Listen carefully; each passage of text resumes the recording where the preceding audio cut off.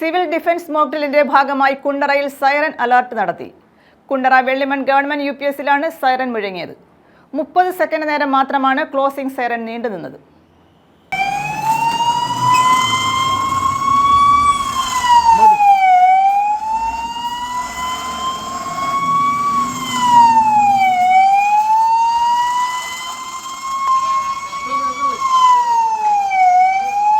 Siren മുഴങ്ങിയത് കേട്ട് ഓടിയെത്തിയ പ്രദേശവാസികളോട് പരിഭ്രാന്തരാകേണ്ടെന്നും മോക്ക് ഡ്രില്ലാണെന്നും സിവിൽ ഡിഫൻസ് വോളണ്ടിയേഴ്സ് അറിയിച്ചു. ഒരു അടിയന്തര സാഹചര്യമുണ്ടായാൽ എന്തൊക്കെ മുൻകരുതലുകളാണ് എടുക്കേണ്ടത് എന്നും സൈറൺ മുഴങ്ങിയാൽ അടുത്തുള്ള കോൺക്രീറ്റ് കെട്ടിടങ്ങൾക്കുള്ളിലേക്ക് കയറി സുരക്ഷിതമായിരിക്കണമെന്നും കുണ്ടറ ഫയർഫോഴ്സ് ഓഫീസർ സക്രിയ അഹമ്മദ് കുട്ടി വിശദീകരിച്ചു.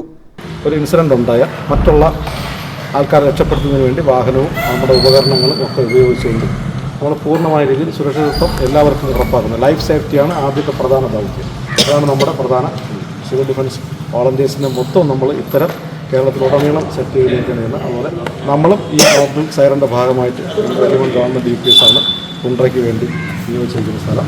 അവിടെ നമ്മൾ സെറ്റ് ചെയ്തിട്ടുണ്ട്. അതുപോലെ തന്നെ മറ്റൊരു സ്ഥലം കൂടെ ഉണ്ട്. ഒരു അവയർനെസ് ആയിട്ട് ലൈറ്റ് ഓഫിംഗ് ആയിട്ട് ബന്ധപ്പെട്ടുണ്ട്. KSEB 220 സബ്സ്റ്റേഷനാണ്. അവിടെ നമ്മൾ സിവിൽ ഡിഫൻസ് വോളണ്ടിയേഴ്സിനെ നമ്മുടെ ക്രൂവിനെയും സെറ്റ് ചെയ്തു. സൈറൺ മുഴങ്ങി മിനിറ്റുകൾക്കുള്ളിൽ കുണ്ടറയിൽ നിന്നും അഗ്നിരക്ഷാസേന യൂണിറ്റും എത്തി. 4 മണിക്ക് തന്നെ കുണ്ടറ 220 kV സബ്സ്റ്റേഷനിൽ വൈദ്യുതി വിച്ഛേദിച്ചു. കുണ്ടറ പോലീസ് സബ്സ്റ്റേഷന് മുന്നിലൂടെയുള്ള വാഹനങ്ങൾ നിയന്ത്രിച്ചു. Perunad village officer Manoj, assistant station officer Jose, grade fire station officer Binikumar, fire and rescue officer Arun Karunakaran, Anoop Vishakha, Vishnuraj, ഹോംഗാർഡുമാരായ Suresh, Balakrishnapillai, driver Girish Kumar, 28 civil defence volunteers എന്നിവരുടെ നേതൃത്വത്തിലായിരുന്നു കുണ്ടറയിൽ മോക്ക് ഡ്രില്ലിന്റെ ഭാഗമായി നടത്തിയ siren alert. News bureau, Kundara.